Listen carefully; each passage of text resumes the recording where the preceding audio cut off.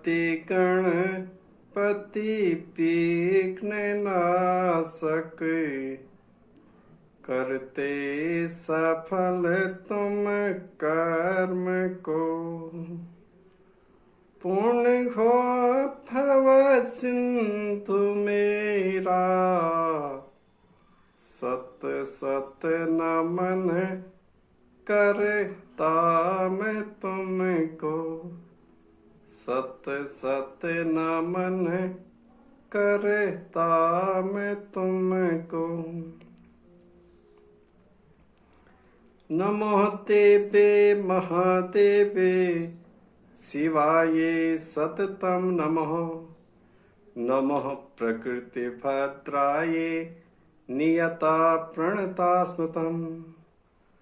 रुद्राय नमो नित्याय गौरी धात्रे नमो नमः। ज्योत्स्नाय चेन्द्रूपेण सुखाय सततम नमः। सुखाय सततम नमः।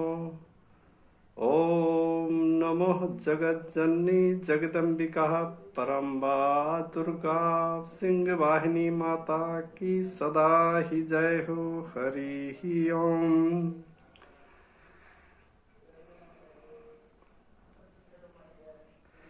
शरतकालीन नवरात्रि के इस पावन पर्व पर आप सब लोगों को मैं हृदय की गहराई से हार्दिक शुभकामनाएं संप्रेषित करता हूं। मां जगदम्बा को प्रणाम करते हुए और आप सब लोगों की मंगल कामना करते हुए मां परम्बा आप सब लोगों की मनोकामना पूर्ण करे, इसी आशा से मां से सत सत प्रणाम करता हूं, सत सत वंदना करता हूं, प्रार्थना करता हूं। आज इस पावन पवित्र पर्व पर, जो कि महाअष्टमी और महानवमी का संयुक्त पर्व दिवस है, शरतकालीन नवरात्रि का यह पुण्य प्रदायिनी शुभ अवसर निश्चित ही जगत का कल्याण करे और इस कोरोना जैसी महामारी से सब मानवों की रक्षा करे, सभी प्राणियों की रक्षा करे, जगत का कल्याण करे। इसी आशा और विश्वास के साथ मैं आज इस पावन पर्व पर आप सब लोगों से कुछ बातें जो कि हमारे पुराणों से संबंधित है, हमारे इतिहास पर आधारित है, उसको कुछ हद तक आप तक पहुंचाने का प्रयास कर रहा हूं। वैसे मैं जहां तक मुझे अपना संज्ञान है बहुत ज़्यादा जानकारी नहीं रखता हूं, लेकिन जो भी टूटा फूटा ज्ञान है मैं चाहता हूं कि मैं अपना ज्ञान आप सब लोगों तक पहुंचाऊं। सर्वप्रथम नवरात्रों के संबंध में यदि बात की जाए तो नवरात्रि के संबंध में प्रश्न आता है कि ये नवरात्रियां दुर्गा माता के ये 9 दिवसों की जो आराधना का पावन पर्व है, यह कब से प्रारंभ हुआ, क्यों प्रारंभ हुआ और किसने प्रारंभ किया। तो इसके संबंध में इतिहास या पुराण या अपने धार्मिक ग्रंथों के अवलोकन या उनके संबंध में पुराण पारायण प्रवचन सुनने पर, कथा श्रवण करने पर जो ज्ञात हुआ उसके आधार पर बताया जा सकता है कि मां परम्बा अखिल ब्रह्मांड नायिका संपूर्ण विश्व की, संपूर्ण ब्रह्मांड की माता हैं और उन्हीं के द्वारा इस सृष्टि को संचालन के लिए, इस सृष्टि को बनाए रखने के लिए, इसको विनाश करने के लिए, इसका पालन, ये जो भी उसके घटक हैं संसार के, इन सब चीज़ों को क्रियान्वित करने के लिए शक्तियों की तैयारी की गई, शक्तियों का उत्पादन किया गया, शक्तियों का प्रादुर्भाव किया गया तो प्रारंभ में सृष्टि के रचयिता ब्रह्मा जी प्रकट हुए, विष्णु जी पालनकर्ता के रूप में, और अंत में रुद्र महाराज जो आशुतोष भगवान शिव शंकर के नाम से जाने जाते हैं, उनका प्राकट्य हुआ। तो ये तीनों महाशक्तियां सत्य, रज और तम के रूप में संपूर्ण ब्रह्मांड में पूर्व से विद्यमान रही, और ये सारी शक्तियां देवी में स्वतः ही समाहित थी। उनको इस सृष्टि के संचालन के लिए उन्होंने विभिन्न रूपों में प्रकट करके उनको दायित्व सौंपा। तो इसी क्रम में जब जब भी संसार में किसी भी प्रकार से कोई पाप, अधर्म, अत्याचार, असत्य आदि इन सब चीज़ों का बोलबाला होने लगता है, धर्म, सत्य और न्याय इन सब का हनन होने लगता है, तो निश्चित ही महाशक्तियां प्रकट होकर के पापियों का विनाश करते हैं, धर्म का स्थापना करते हैं। तो भगवान विष्णु द्वारा कई अवतार धारण किए गए धर्म की स्थापना के लिए।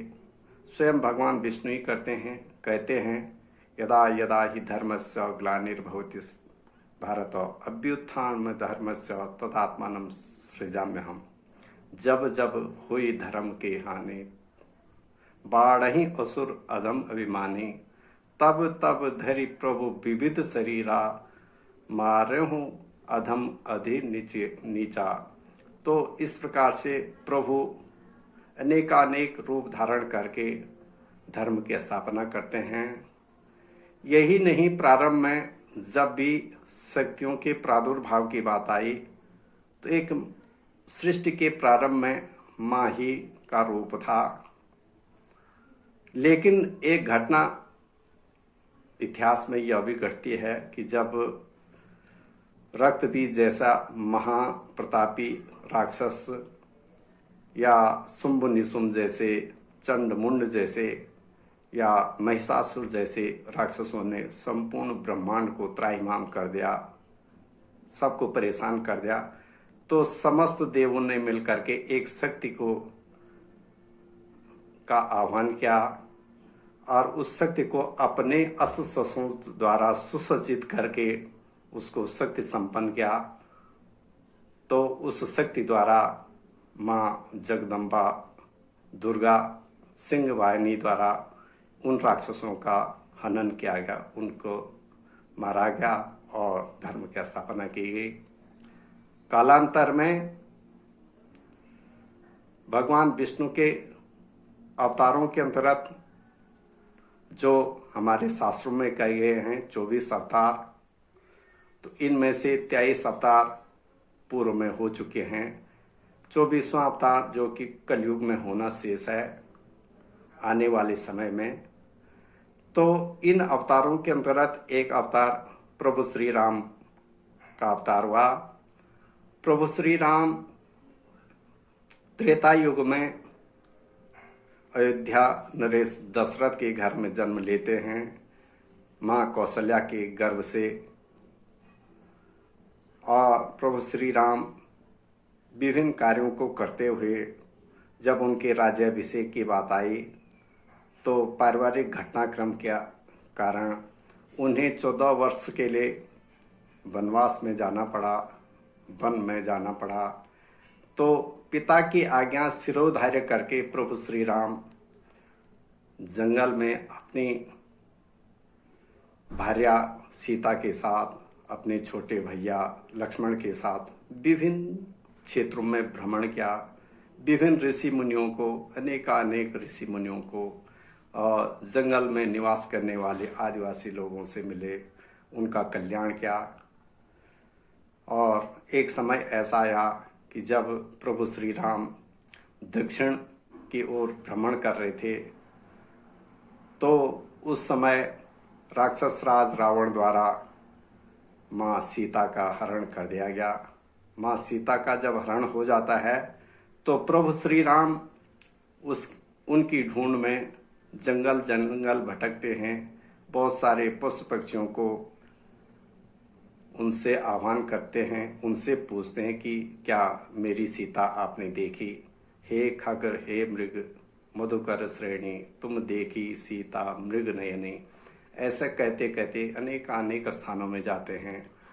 उन्हें संयोगवश ज्ञात होता है कि रावण द्वारा उनकी पत्नी को चुरा लिया गया और लंका में अशोक वाटिका में रखा गया है।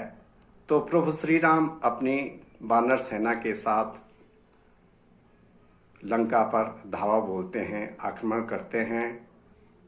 वहाँ का जो राक्षस राज रावण था वो महान प्रतापी था, परम विद्वान भी था, ब्राह्मण होते हुए भी राक्षसी प्रवृत्ति थी, इसलिए अन्याय का द्योतक था। तो उसके हनन के लिए प्रभु श्री राम को बहुत सारे कर्म करने पड़े। कई बार घोर संघर्ष होने के बाद जब राक्षस राज रावण नहीं मारा गया तो प्रभु श्री राम को चिंतन करना पड़ा। तो ऋषि मुनियों द्वारा या देवताओं द्वारा उन्हें बताया गया कि राक्षस राज रावण महान शक्ति प्रतापी है, उसने देवताओं से कई प्रकार की शक्तियां प्राप्त कर रखी हैं, तपस्या के बल पर उसको वरदान मिले हैं। तो यदि उसका आप मानना चाहते हैं, संहार करना चाहते हैं, तो निश्चित माँ शक्ति की आराधना करें।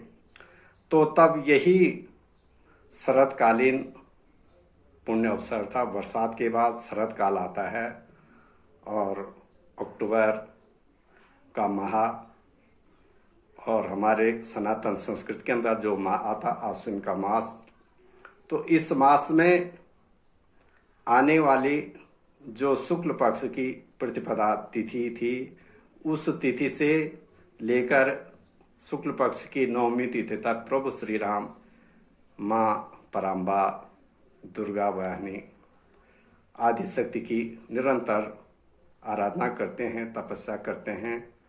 और माँ शक्ति प्रथमम शैलपुत्री च, द्वितीयम ब्रह्मचारिणी, तृतीयम चंद्रघंटेति, पुष्मांडेति चतुर्थकम, पंचमं स्कंदमातेति, षष्ठम कात्यायनीति च, सप्तमं कालरात्रि महागौरीति चाष्टमे, नवमं सिद्धिदात्री च, नवदुर्गा प्रकृतिता, उक्ता नेतानि नामानि ब्रह्मण्येव महात्मना। तो इस प्रकार से शैलपुत्री प्रारंभ दिवस में इस नाम से प्रादुर्भाव होने के बाद अंत में निरंतर तपस्या और आराधना के बल पर माँ शक्ति सिद्धिदात्री के रूप में प्रकट होती है। प्रभु श्री राम के सामने उन्हें कहते, पुत्र उठो, आपकी आराधना से मैं प्रसन्न हूँ, बताओ आपको क्या चाहिए, किस प्रकार का वरदान चाहिए। तो प्रभु श्री राम सिद्धिदात्री माता से वरदान मांगते हैं कि राक्षस राज रावण ने संपूर्ण संसार में, संपूर्ण ब्रह्मांड में पाप और अन्याय का वातावरण बना दिया है, उसका हनन करने की मुझे शक्ति दो। तो माँ पराम्बा उन्हें तथास्तु कहकर आशीर्वाद देती है। तो यही नवमी माह तिथि थी। तो प्रतिपदा से नवमी तिथि तक 9 दिन तक निरंतर प्रभु श्री राम माँ दुर्गा देवी की आराधना करते हैं। उसके दूसरे दिन जो शुक्ल पक्ष की 10वीं तिथि आती है, उस दिन प्रभु श्री राम और रावण में भयानक युद्ध होता है। भीषण संग्राम के बाद प्रभु श्री राम द्वारा रावण का वध किया जाता है, उसका हनन किया जाता है। तो प्रभु श्री राम द्वारा माँ शक्ति की कृपा से रावण का वध किया गया। तो रावण का वध 10वीं की तिथि को किए जाने के कारण, विजय प्राप्त करने के कारण उस तिथि को विजयादशमी कह करके पुकारा जाता है। तो जैसे कि मैंने बताया पूर्व में कि वास्तव में यह जो नवरात्रों का या 9 दिवसीय देवी पूजन का यह कार्यक्रम, ये पावन पवित्र अवसर कब से प्रारंभ हुआ, तो ये प्रभु श्री राम द्वारा प्रारंभ किया गया रावण पर विजय प्राप्त करने के लिए, और विजयादशमी पुण्य पर्व इसी का द्योतक है। आगे चल करके जब प्रभु श्री राम रावण का वध कर देते हैं, विभीषण को वहां का राज दे देते हैं, उसके बाद वे अपने अयोध्या नगरी को वापस लौटते हैं। तो इसी के समय के नज़दीक वे अपने अयोध्या पहुंचते हैं। तो वह अवसर आता है दीपावली का। पूर्व में दीपावली माने दीपक जलाना, उजाला करना, प्रकाशमय करना। तो प्रभु श्री राम के आगमन पर अयोध्या वासियों द्वारा चारों ओर दीपमालाओं का आयोजन किया गया, प्रकाश किया गया। तो तब से दीपावली का पुण्य पर्व भी तभी से मनाया जाता है। ये पावन पवित्र जो हमारे पर्व हैं, धार्मिक पर्व हैं, ये कहीं ना कहीं हमारे इतिहास से जुड़े हुए हैं और हमें अपने पुराणों की याद दिलाते हैं। निश्चित एक बहुत महत्वपूर्ण अवसर है।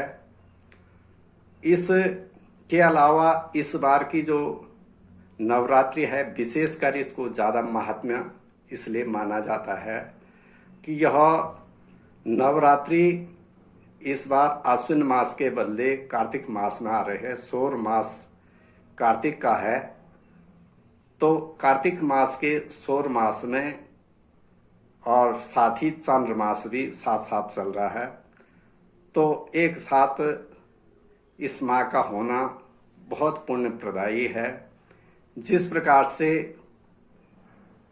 नवरात्रियों के अंतर्गत ये शरतकालीन नवरात्रि सबसे पुण्य प्रदायी है, उसी प्रकार से माहों के अंतर्गत जो हमारे 12 माह होते हैं सनातन संस्कृति में, उन माहों के अंतर्गत सबसे महत्वपूर्ण यदि कोई मास है, पुण्य प्रदायी मास है, जिसका महात्म्य सबसे ज़्यादा है, वो है कार्तिक मास।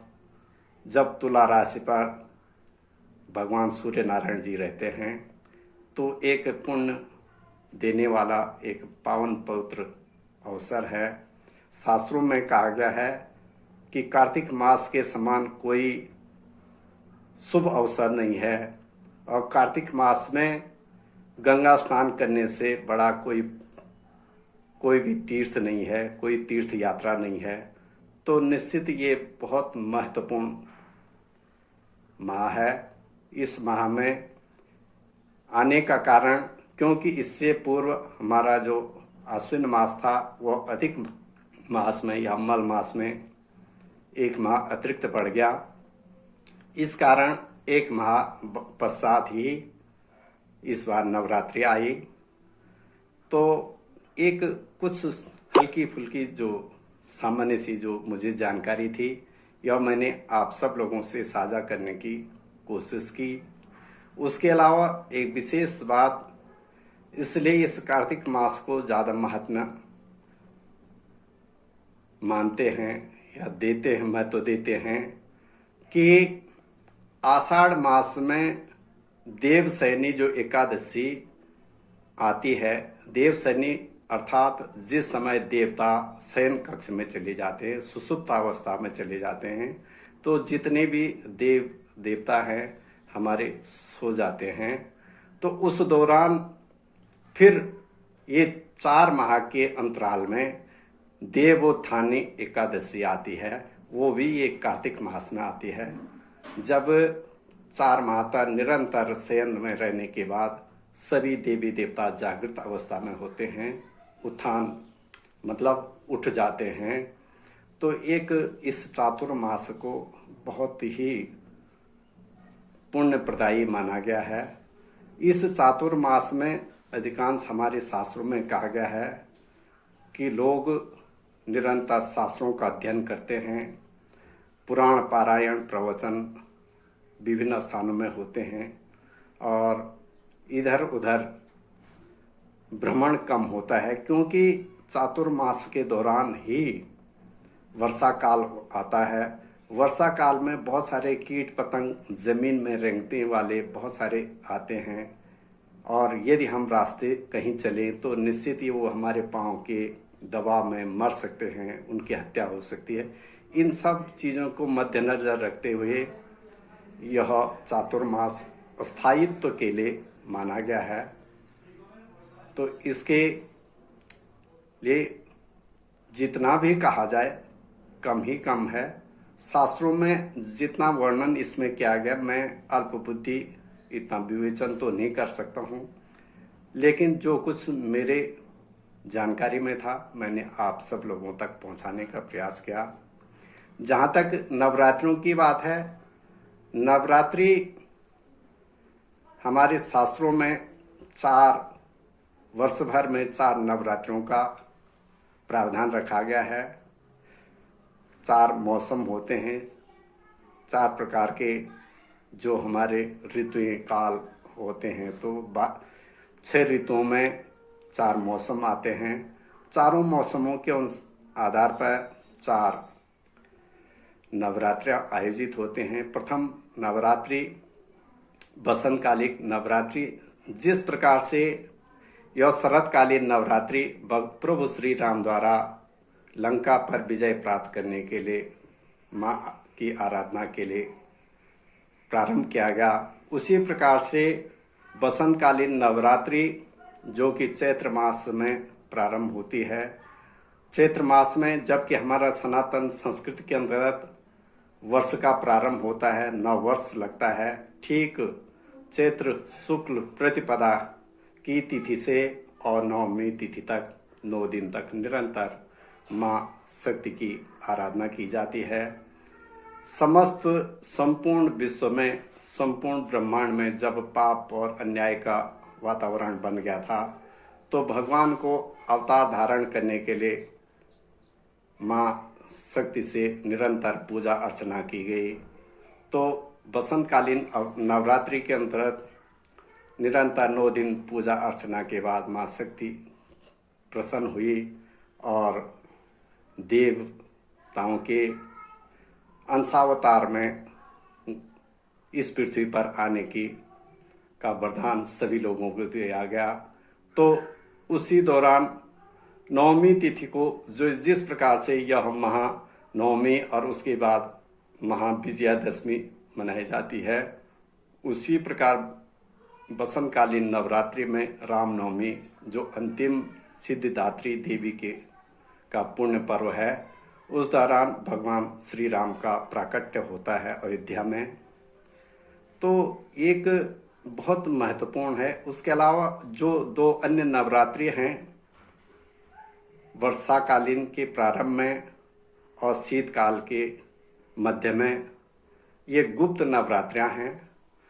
विशेष का प्रचलन ये 2 ही नवरात्रि हैं और 2 में भी ये शरतकालीन नवरात्रि सबसे महत्व रखी जाती है। इसी शरतकालीन महत्वपूर्ण जो पर्व है, महत्वपूर्ण जो एक ऋतु होती है, उसी दौरान भगवान विष्णु के अवतार 16 कलाओं से परिपूर्ण श्री कृष्ण द्वारा रासलीला का भी आयोजन शरद पूर्णिमा को किया गया। वो शरतकालीन इसी दौरान किया गया। तो इसलिए ये शरतकालीन बहुत महत्व का है, बहुत पुण्य प्रदायी है और सुख देने वाला है। संपूर्ण विश्व में बहुत शीतलता रहती है। चंद्रमा का जो तेज होता है वह भी बहुत सुखदायक होता है। तो निश्चित यह पावन पवित्र पुण्य अवसर आप सब लोगों को रिद्धि सिद्धि दे, निरंतर आगे बढ़ने की शक्ति दे। माँ शक्ति की आराधना में मैं एक छोटी सी वंदना भजन के रूप में उनके चरणों में अर्पित करता हूँ।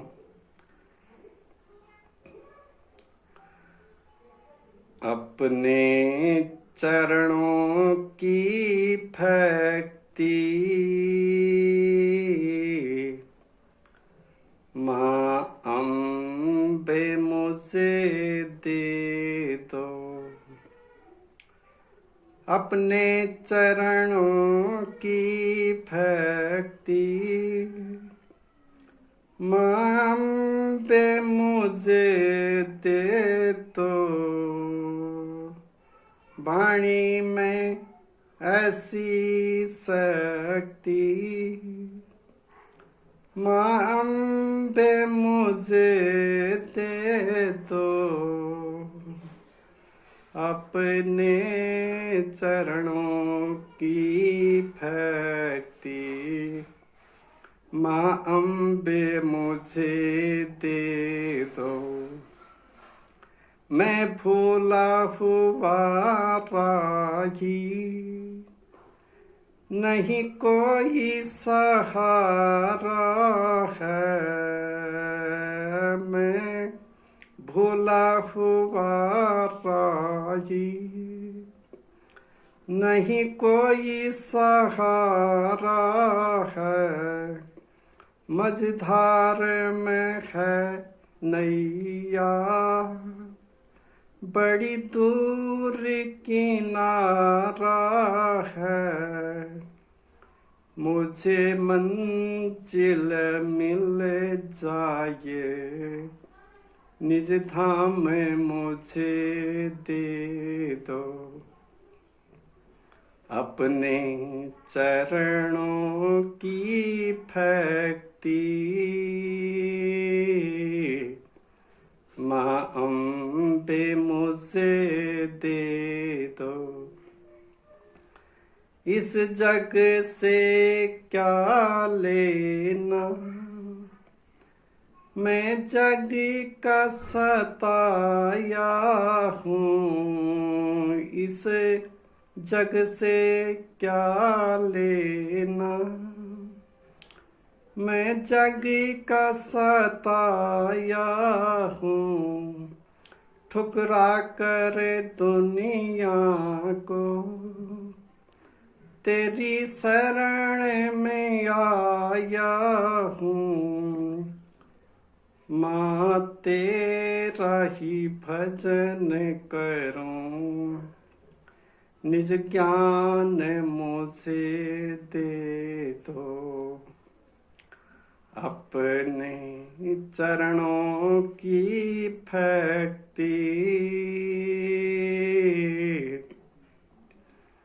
माँ अम्बे मुझे दे दो। तेरे नाम की ही मस्ती मुझे ऐसी चढ़ जाए, तेरे नाम की ही मस्ती मुझे ऐसी चढ़ जाए, पल पल तेरा नाम जपूं, ऐसी भक्ति बढ़ जाए,